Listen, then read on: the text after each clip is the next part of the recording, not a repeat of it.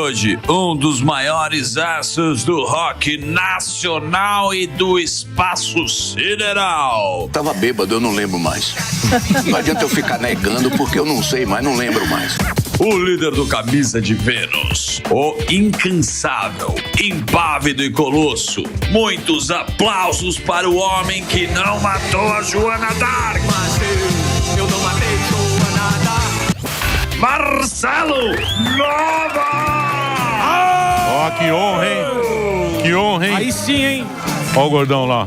Da hora. Ó o Marcelo Nova aqui, ó. Pô, obrigado por você ter vindo. Que honra trazer. Imagina, você sabe que o Marcelo Nova é um dos maiores conhecedores de rock and roll que nós temos neste país. Patrimônio. Foi radialista. E tinha um programa lá que falava de música, né? Você tem saudade dessa época? Rapaz, Emílio, assim, eu não tenho saudade de nada. De nada. A minha vida é muito intensa, entendeu? Eu não posso ficar pensando no que já aconteceu e esquecer do que está acontecendo. Então, com certeza. Saudade não é um tipo de sentimento que eu, pessoalmente, esteja interessado em cultivar. Sério. Porque hoje em dia as pessoas estão muito nostálgicas. Exato. Eu não sei por quê. Porque cargas d'água, hoje em dia tem muita informação e as pessoas guardam com carinho as coisas do passado, mas a gente vê muito show de artistas. Reunion, né? Reunion que chama, né? Tem muita reunião aí de... O Camisa, por exemplo, nós estamos fazendo, vamos começar agora, uma tour para comemorar 40 anos de 2 discos. Nós lançamos 2 discos há 40 anos atrás, mas não foram 2 discos simplesmente, foram os 2 discos assim, muito importantes na carreira do Camisa, que viriam tanto em termos de sonoridade como em termos de texto, marcar a diferença e a personalidade do Camisa como uma entidade musical. Então, a partir agora de junho para começo de julho até o final do ano. Que é essa agenda aqui que eu tenho aqui, que tá uma bela turnê, né? Ó. Dia 6, Pirapora, Minas Gerais, dia 10, São Começa Paulo. aí é julho, aí a coisa vai embora. Vai embora, né? Julho tem São Paulo, depois dia 11, Belo Horizonte, Minas Gerais, no Mr. Rock, Santos, São Paulo, Arena Clube. Dia 8 em Curitiba, dia 29 São José dos Campos, dia 11 Goiânia, dia 12 Brasília, dia 19 Recife, no Pernambuco, Festival de Rock Recife, 26 em Porto Alegre. E depois tem Jaguariúna, Santo Antônio Monte e Ribeirão Preto. Agora, você é um cara... Eu tava pensando, né? Porque o Camisa, ele surgiu numa época em que o rock era meio pop. Era uma coisa meio pop. Então você tinha o pop, o rock que virou uma coisa para tocar no rádio, baixa guitarra, tal, aquela história que nós tivemos. Tinha a MPB, que era aquela coisa mais elitizada. E você apareceu com Silvia Piranha, não sei o quê. Você é meio o pai do punk rock no Brasil, não é? O Camisa não é isso? Não, havia, quando o Camisa começou em Salvador, havia já aqui em São Paulo esse movimento, vamos chamar de movimento punk, que era uma coisa muito engajada a determinada postura política, até o próprio uniforme de coturno, todo mundo de preto, todo mundo... Tinha toda uma estética que remetia a essa coisa punk. O Camisa, nosso primeiro disco, na verdade era um compacto, que hoje chamam single. Isso, né? Isso. Era um compacto com uma música chamada Controle Total. E o primeiro verso da canção dizia, foi a primeira música que nós gravamos: levante e vá tomar café, é hora de trabalhar, mas se quiser ligar o rádio, tem música feita para lhe sedar. Aqui em Salvador, a cidade do axé, a cidade do horror. Então, e o que é curioso, essa música virou um hit enorme em Salvador. As pessoas se dividiam entre quem adorava e quem detestava, né? Curioso, eu trabalhava na Rádio Aratu em Salvador, eu fazia a programação da rádio. E tinha a concorrente da Aratu, era a Rádio Itapuã FM. Isso, Itapuã. E tinha um programador da Itapuã chamado Ricardo Henrique, que eu não sei porquê, resolveu começar a tocar essa música. E aí deixou o pessoal da rádio que eu trabalhava constrangido. Tipo, o concorrente toca o cara e nós não vamos tocar. Então, esse primeiro passo que o Camisa deu foi um passo decisivo, porque nós demarcamos nosso território. Nós não fazemos parte da turma do axé, nós não fazemos parte da turma do tudo é lindo, do Senhor do Bonfim. O Camisa é isso aí. E, obviamente, quando você toma uma decisão dessa, você atrai gente que lhe adora e gente que lhe detesta. Eu me sinto muito confortável nessa posição, porque não tenho que ficar bajulando Isso ninguém. é maravilhoso, agradando a turma. Não ficar puxando o saco de ninguém. Você gosta, pô, muito obrigado, que bom. Você não gosta, Vai pra casa do chapéu. Que é a veia do rock and roll, né? Essa é a veia do rock and roll, né? É isso aí. Agora puxando essa questão aí da veia do rock and roll e tudo mais, o que a gente... É água. Aguinha. Pode tomar. O Justus não gosta da nossa água. Espero que o senhor curta. É sem detergente. O que a gente vê hoje, Marcelo, a galera dividida, a gente sempre vê, né, agora, essa polarização, direita e esquerda. O rock sempre foi contestador e sempre criticou o cenário da sua época. E tanto um lado como o outro. Exatamente. Só que o que a gente vê hoje é tomando o lado e muita gente dizendo que não existe roqueiro de direita, porque não entende. É o seguinte, eu vou resumir essa conversa. Sim. Porque política realmente... Exato. Você sabe o que é o que significa o dia da eleição? É a data... Eu mesmo pergunto, eu mesmo respondo. Pois não? É o dia em que é a data em que o eleitor idiotizado e teleguiado Dani. vai escolher a marca da vaselina com a qual será enrabado. É só isso. Maravilha. Nada mais além disso. Quem acredita que não, ou é ingênuo, ou está em busca de uma coisa que não vai acontecer. Utopia. Exatamente. Boa. Utopia. É isso. Ô Marcelo, falando do mainstream, por que o rock and roll parece que ele foi jogado de escanteio do mainstream? Porque tem muito público, só que a gente vê ali, principalmente a partir dos anos 90, ali em televisão, eles foram deixando as bandas ali de fora e foram colocando outros gêneros. Você tem essa visão? O que aconteceu pro mainstream ter jogado o rock and roll ali de escanteio? Porque na hora do marketing, o rock and roll não faz diferença nenhuma. Sim. Aquilo que aconteceu nos anos 80 foi uma postura mercadológica. Gravadoras que naquela época ainda eram relevantes no sentido de injetar dinheiro, promover, fazer clipes milionários e tudo mais. Então, esse modismo durou aí de 84 até 87, 88, por aí. Aí entrou aquela coisa baiana da garrafa, de sentar na garrafa. Isso. E aí Luiz veio Caldas. E aí veio lambada. Isso. E aí depois veio o sertanejo.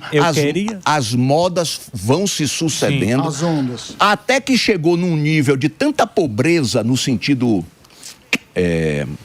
Musical. da sua capacidade. Musical também, mas eu acho ainda uma coisa levou a outra, a pobreza dos textos, sabe? Sim. A coisa de você ouvir uma canção e essa canção lhe despertar para algo que você naquele momento não estava nem sequer imaginando.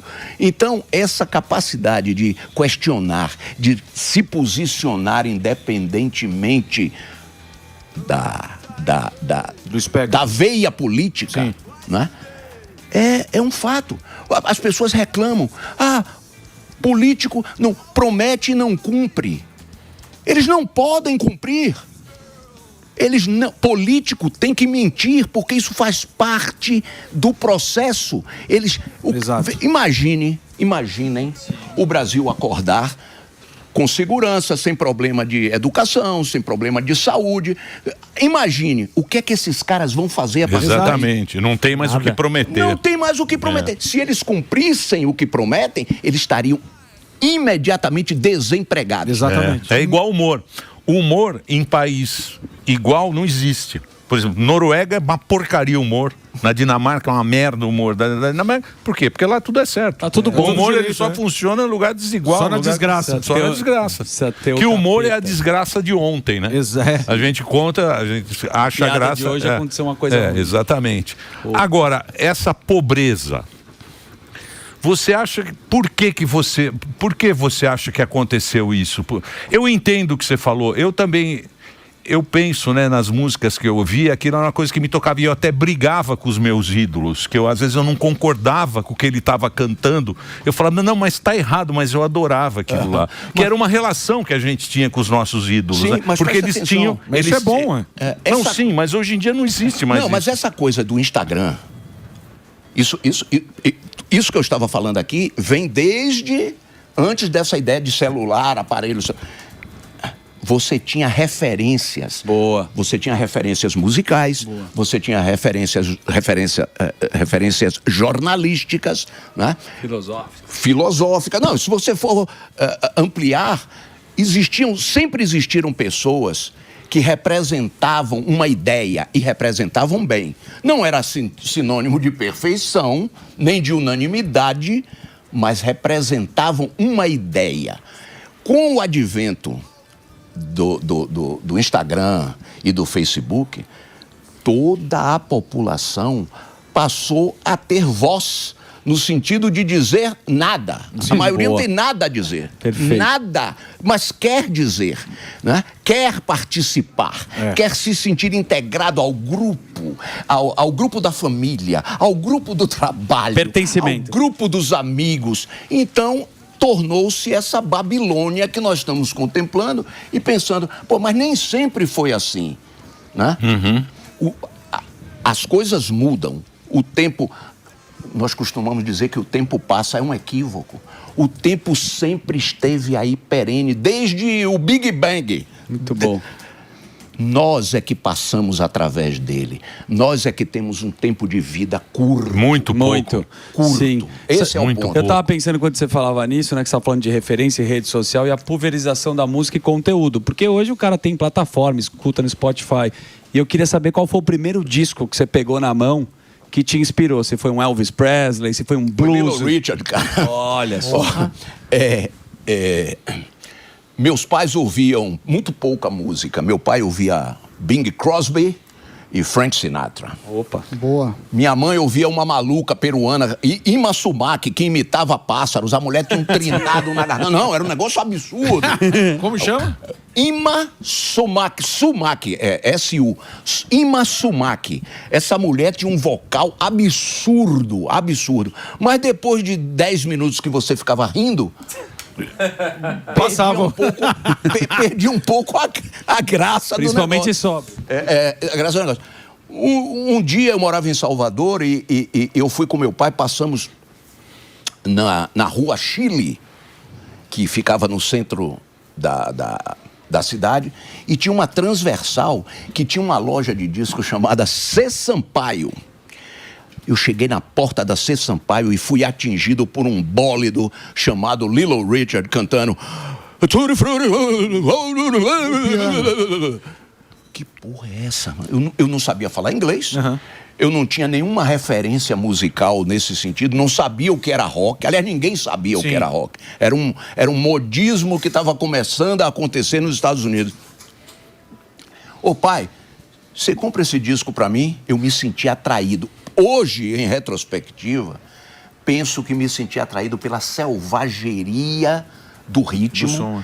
em contraposição à placidez sonora da minha casa. Exato. Eu tinha uma irmã que ouvia João Gilberto, você imagine, um menino com 13 anos de idade, endiabrado, cheio de testosterona. Eu vi no João Gilberto. Gastando tudo que é revista com Raquel Welch de biquíni. E aí entra João Gilberto, o pato, cantando alegremente, quen, mas puta que... Não dá, né? Você tá entendendo? É a mesma coisa. Não, se for uma análise mais rápida, poderia lhe levar a pensar que o pato que vinha cantando alegremente, quen, era uma canção infantil. Sim. Né? Você diz, pô, é uma historinha infantil. Mas historinha infantil, A do Lobo Mal era muito mais interessante. Comia a vovó, comia o Chapeuzinho. Comia todo mundo. O Lobo era muito mais interessante do que o Pato Bunda Mole, que no final ia lavar a bunda na lagoa. Ó, velho, eu muito cedo, nessa faixa de idade, aí 12, 13, 14, eu comecei a comprar discos. Comprava discos do Animals, dos Stones, dos Beatles, obviamente. Eu comecei aquela invasão do rock inglês lá atrás, começou a proporcionar uma chance para quem era um moleque como eu, apaixonado por música, de mergulhar naquilo e ir adiante. Que é o espírito irreverente mesmo. Mesmo o nome, Camisa de Ventos, eu lembro que eu já estava no rádio, estava contando aqui para eles. Ah, sim, é. Na época, tinha essa discussão. Será que nós vamos anunciar esta banda nome, com Camisa de Ventos? Hoje você falando, né? Mas na época foi uma... verdade, mas é o papel do rock, né? Provocar. É o papel, é o papel. Eu penso que vai muito além do rock.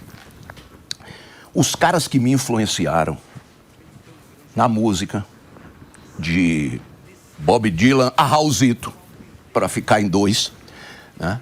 No cinema, de Luiz Buñuel, com aquelas projeções surreais que ele fazia, aquelas histórias completamente...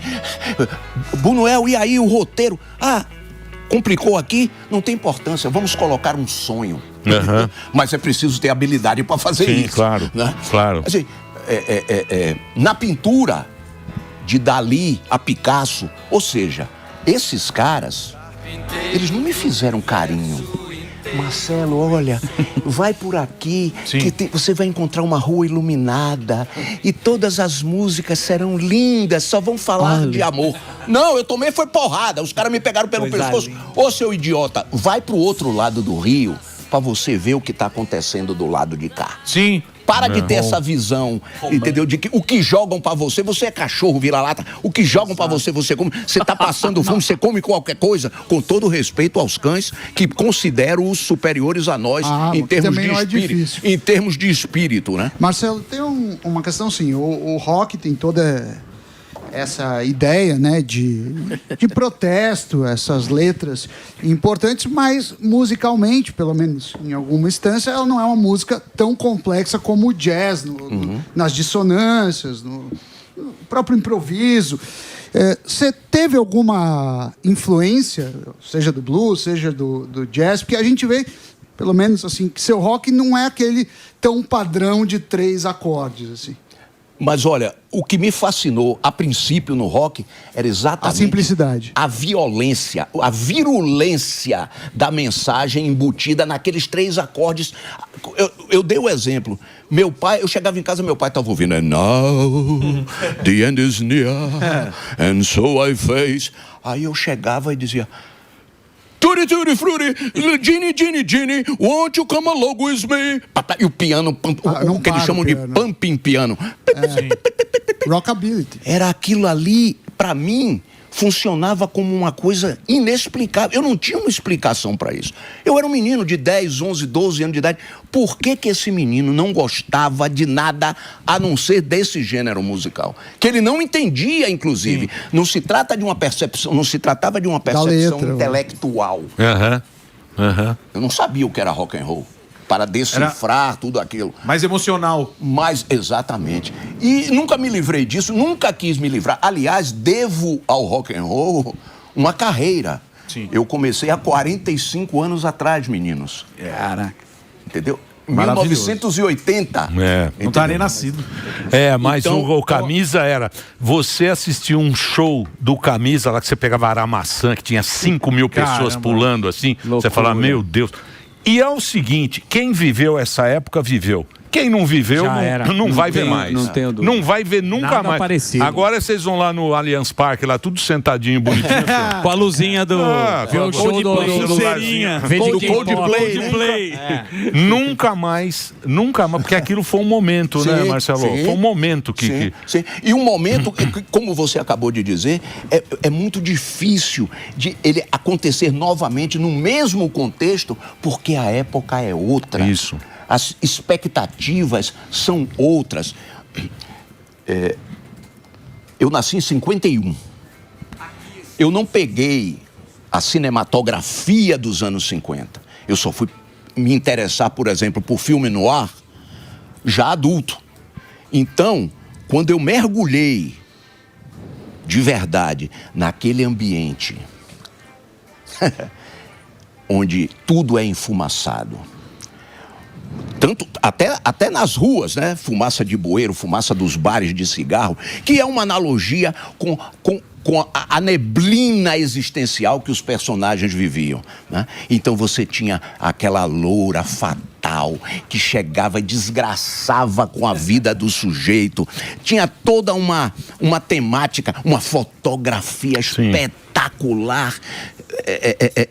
Fotógrafos como John Alton, que era um mestre dessa coisa de luz e sombra, colocado dentro de um drama, né? As pessoas perguntam para mim: Marcelo, o que é filme? Porque eu comecei a gostar dessas coisas e eu sou um colecionador nato, né? Se você vacilar, eu coleciono até tampinha de Coca-Cola. e as pessoas perguntam para mim: Marcelo, o que é filme no ar? Eu digo: olha, é o seguinte, o sujeito sai de casa casado com 2 filhinhos. Ele sai de casa, pega o metrô, vai pro trabalho. Na volta do trabalho, ele para na loja de brinquedo, compra uma bonequinha pra filhinha, compra uma bola pro filhinho, leva. Isso se repete diariamente. Um belo dia, ele entra no metrô e se depara com uma loira estonteante. Ele aborda, a partir daí se envolve com a criatura.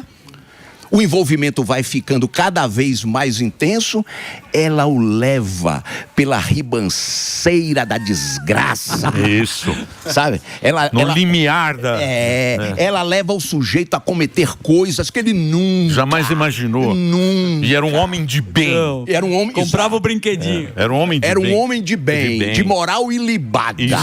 Então, o que é que acontece? Um belo dia, ele acorda todo espancado, todo ferrado, cheio de hematoma, numa cela de prisão, todo arrebentado. E aí ele olha pro teto, tenta, ai, tudo dói o corpo. Então o corpo era um algodão molhado pela dor. Ele olha e diz: ah, mas aquela xoxotinha. Isso é filme noir. Filme noir é isso. Exatamente. Deixa eu só fazer um break. Eu vou fazer um break pra rede de rádio agora. O papo tá muito bom. Marcelo Nova tá aqui com a gente. Ó, dia 6, Pirapora em Minas. Dia 10, São Paulo no Manifesto. Boa. Dia 11 de julho, Belo Horizonte, Minas Gerais. Dia 18 em Santos. Vá anotando aí. Dia 8, Curitiba. Dia 29, São José dos Campos. Dia 11 de setembro, Goiânia. Dia 12 de setembro, Brasília. Dia 19, Recife. 26, Porto Alegre, no Opinião. Tá pensando que Marcelão fica quieto? É isso aí. O cara tem gás, né?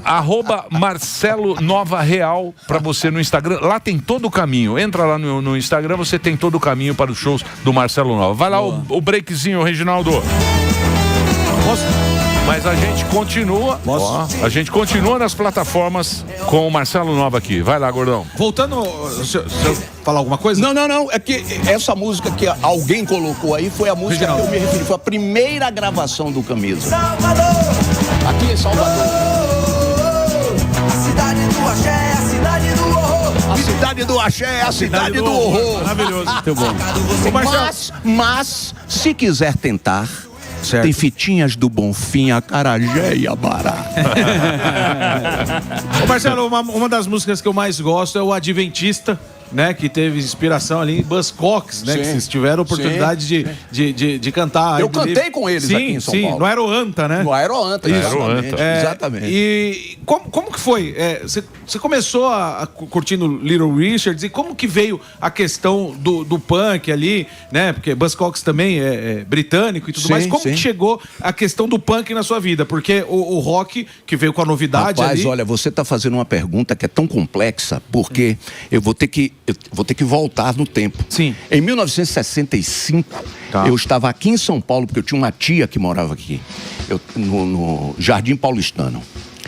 E eu estava no banheiro, era 5 graus ou 3 graus. 5 graus para um baiano é como você largar alguém num iglu. Sim. Entendeu?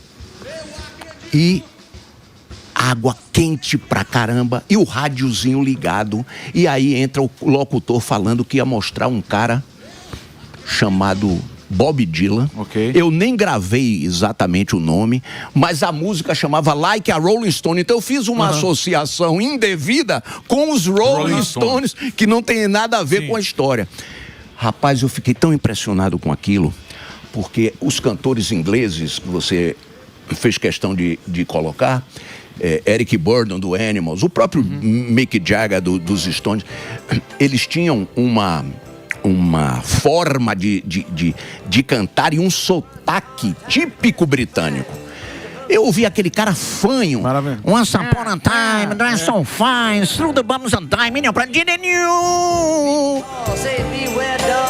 Ele aí, ó. Aê, menino. Ó, você tá esperto, tá contratado, viu, velho? Reginaldo é incrível. Reginaldo, se a Jovem Pan não estiver lhe pagando direito, pode procurar Marcelão. Ih, vai trabalhar com o Marcelo, então. Vai chegar uns 100 lá.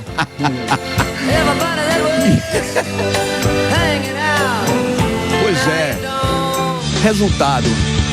Eu saí do banheiro, botei uma roupa e fui pra Rua Augusta procurar uma música que tinha Rolling Stone no meio da coisa, né? E eu achei o compacto de Dylan, comprei e eu ficava invocado porque eu não conseguia entender. Eu não sabia, obviamente, falar inglês, conhecia uma bobagem de ginásio e tal. Sim. E aí eu começava a ir no Pai dos Burros para traduzir. Eu ia também na Rua Augusta, eu conseguia encontrar cifras de violão. Caramba. De canções. Encontrei a cifra de Like a Rolling Stone e vinha com a letra. Elas vinham com as letras, tanto de piano, de violão como de piano. Minha iniciação foi por aí. Certo. Depois de Bob Dylan, logo depois, final dos anos 60, aí a coisa já tinha o pessoal de São Francisco, que era o Grateful Dead, tinha Jefferson Airplane, veio Hendrix, então nem vou perder tempo falando do que aquele menino fez, né, cara? Porque aquele menino negro, ignorante no sentido de não ter uma educação formal e adequada. Aquele menino era um gênio, cara. A guitarra, até ele, era um instrumento de acompanhar. No muito você ouvia George Harrison fazer um solinho. Ele transformou a guitarra num jato, ele transformou num tanque de guerra, ele transformou numa metralhadora. Jimi Hendrix ele morreu com 27. Ele fez em 3 anos o que a maioria de nós que estamos compondo ainda e tocando, nós não conseguimos fazer em 20, 30, 40 anos de carreira. É algo assombroso o que aquele menino fez. Ele simplesmente mudou a forma de se usar um instrumento, mas mudou radicalmente. Ô Marcelo, eu acho que a música mudou muito, porque quando a gente vê assim, né, que a gente pega pessoal mais velho, vamos chamar assim, os seniors. A música pra gente tinha um significado, era algo especial, era algo que a gente cultuava, a gente falava, agora eu vou ouvir música. Você comprava o disco, você olhava a capa do disco. Hoje em dia eu vejo a música, as pessoas vão cozinhar. Qualquer coisa. Você põe uma música. Você tocou num ponto importantíssimo. Hoje música é fundo de serve de fundo de bate-papo e churrasco. Música de elevador. Então, mas por quê? O que está acontecendo? Por que a música deixou de ser? Essa é uma questão, né? A música empobreceu, no sentido que nós estávamos falando sobre isso durante um bom tempo aqui, e também passou a haver, por parte dos meios de comunicação, antes você tinha uma rádio que tocava pop, outra que tocava pagode, outra que tocava rock, enfim, você escolhia mais ou menos. Hoje há quase que uma unanimidade. O fim das rádios rock é algo palpável. Palpável. E eu não estou falando de vinheta. Eu tô falando da música tocada. Né? Tô falando da música tocada. Então, esse empobrecimento e essa descaracterização acompanham aquilo que nós estávamos falando, do Instagram, do eu quero ficar bem com o meu grupo de trabalho, eu quero ficar bem. A individualidade foi sendo abortada pouco a pouco. Né? Um cara que é só, que tem que responder por si próprio diante da sociedade, Lógico. né? Esse cara está cada vez mais raro de ser encontrado. Ou porque o cara tem medo do cancelamento, né? Da lacração. Ora, cancelamento. Você acha mesmo que alguém vai cancelar Marcelão? Jamais. Mas você foi um cara que nunca pagou pedágio. Nunca. Eu nunca vi. Por isso que eu sou fã. Baixou Eu nunca vi cabeça você aí. pagar Mas você pedágio. sabe por quê, Emílio? Pelo seguinte, o cara fecha uma porta pra mim ali, eu abro duas acolá. É isso aí. É isso. E na- não é que e você na bicuda. Na bicuda, na porrada, como sempre foi. Ora, um menino que começou em Salvador dizendo que era a cidade do axé, a cidade do horror, o começo de carreira, tinha um empresário em Salvador, o nome dele era Crisvaldo, eu não lembro do sobrenome, mas na época ele era um cara de 1,90 m e tanto. Ele levava os artistas da época, que eram os grandes nomes, Zé Ramalho, Belchior, Fagner, enfim. Os shows aconteciam através dele, ele era o ponto de contato para fazer isso. Ele passava muito na Rádio Aratu, que era onde eu trabalhava, antes de largar tudo e vir para São Paulo encarar essa história de se fazer rock and roll para sobreviver. Ele virou para mim e falou: Marcelo, você é louco. Com esse nome você não vai chegar em lugar nenhum. Você está esculhambando com sua própria terra. Isso é inconcebível. Eu digo, o que você está querendo me dizer? Que senso crítico é inconcebível. Quer dizer que se você nascer na sua terra, seja lá ela qual for, você vai ter que abaixar a cabeça e dizer: oh, que maravilha, estou no paraíso. Então, esse tipo de consciência, não é?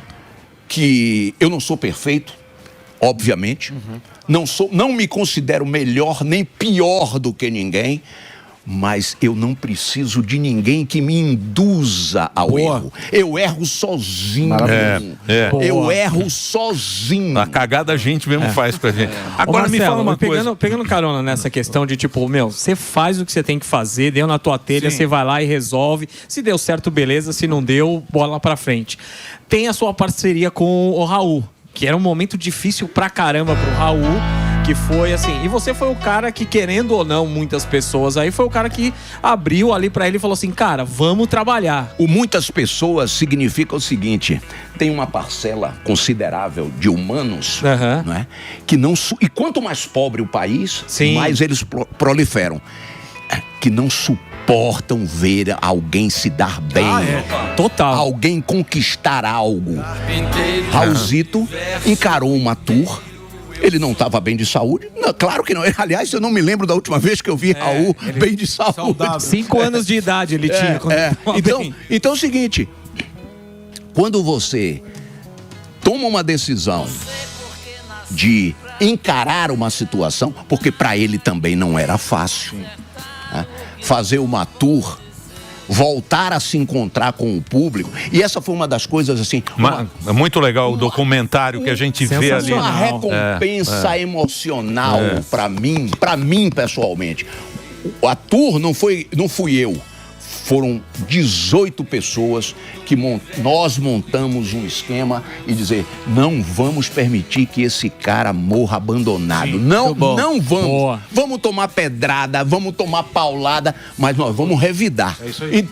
Então foi exatamente o que aconteceu. E aí eu entrava com minha guitarra, e às vezes eu saía de perto dele, ia olhar a cena de fora para dentro, e você via aquela multidão, gente chorando, gente aplaudindo, sabe? Isso recompensa qualquer fofoquinha, qualquer idiota que queira cuspir sua raiva mal direcionada. A alegria do cara, sabe? O reencontro com algo que ele não fazia há quase 5 anos. E a gente vê que você proporcionou isso para ele, porque você fez toda a estrutura para ele, e na hora do show você saía de lado, você deixava ficava brilhar. Às vezes virava eu ficava, até fã, né? Não, eu ficava do lado ali quando era necessário fazer um back e tal. Mas ele era, naquele momento, você veja como as coisas são interessantes.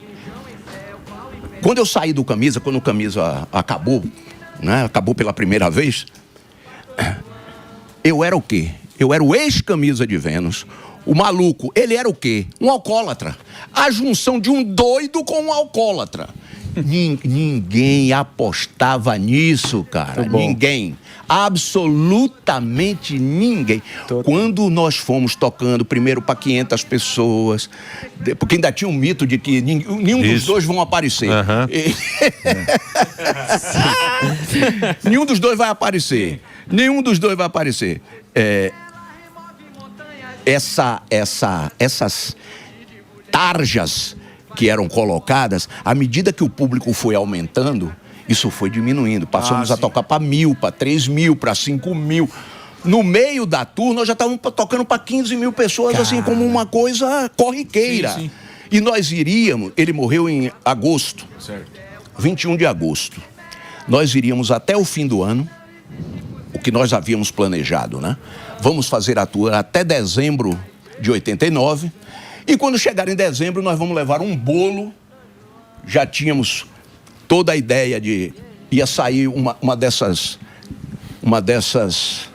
de dentro do bolo. Sim. Né? Sim. De dentro do bolo. E iríamos acabar a tour dessa... Porque não éramos uma dupla sertaneja. Sim. Né? Ele tinha a carreira dele, eu tinha a minha carreira. Isso era uma coisa que foi muito bom, cara. Eu tenho recordações, assim, sempre, quase sempre, de cunho emocional em relação à tour. Isso é muito emocionante, meu. É muito. É um negócio muito forte. Muito ter vivido isso. Você vê um cara... E as pessoas dizem, mas ele estava muito acabado. E será que ninguém vê o esforço que o cara estava fazendo para estar ali? Sim. Tinha horas, cara, que era tão bonito de ser apreciado. O palco é sagrado, né? O palco é foda. Ele estava ali em cima e repentinamente ele esquecia um trecho da música. Quando ele esquecia, ele fazia um pequenino gesto. Os grandes não precisam se jogar e ficava um pequeno gesto com a mão. E aí entrava, fica com certeza. A plateia cantava tudo, cara. Você vê como às vezes essas observações, né, elas são injustas.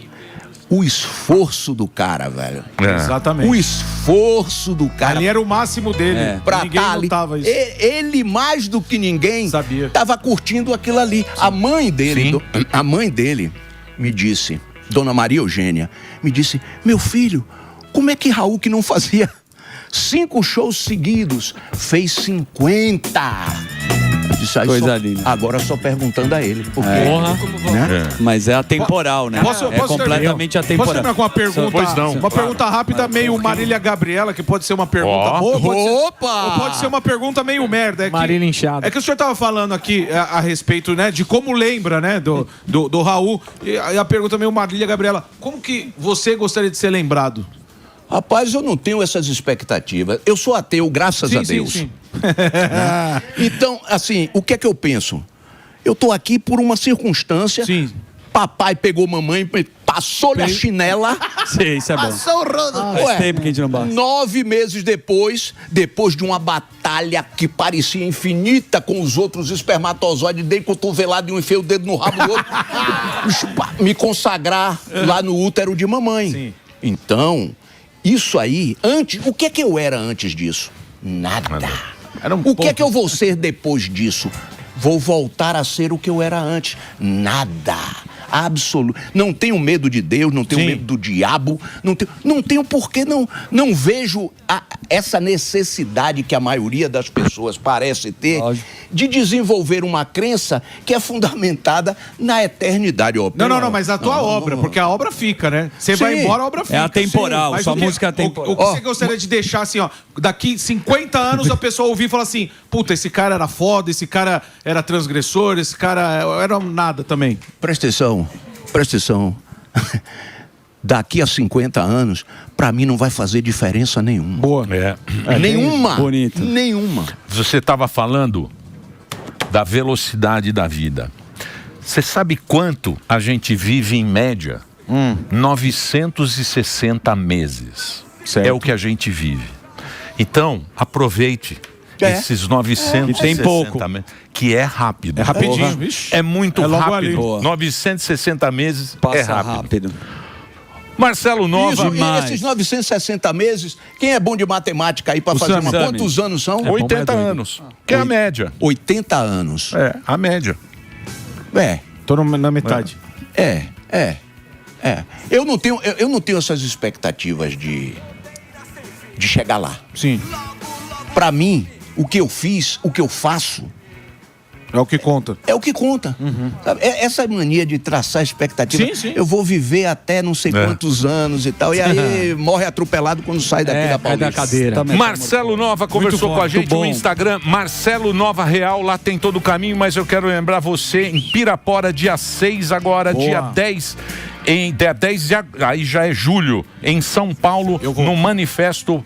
O Manifesto Manifesto Rock Bar. Rock Bar. Bom. Depois, Bar dia novo. 11, em Belo Horizonte, no Mr. Rock. Dia 18 de julho, Santos, no Arena Clube. Dia 8, em Curitiba, no Paraná. Dia 29/8, São José dos Campos. Dia 11 de setembro, Goiânia. Dia 12 de setembro, Brasília. E dia 19, Recife. Dia 26 de setembro, Porto Alegre. Marcelo, puta, muito obrigado por você ter Demais. vindo. Uma honra Sensacional. conversar com você. Eu aqui é no que Clube. agradeço, cara, o convite. Sempre. Bom demais. Boa. Sempre. É isso aí. Entra lá no Instagram, @Marcelo Nova Real.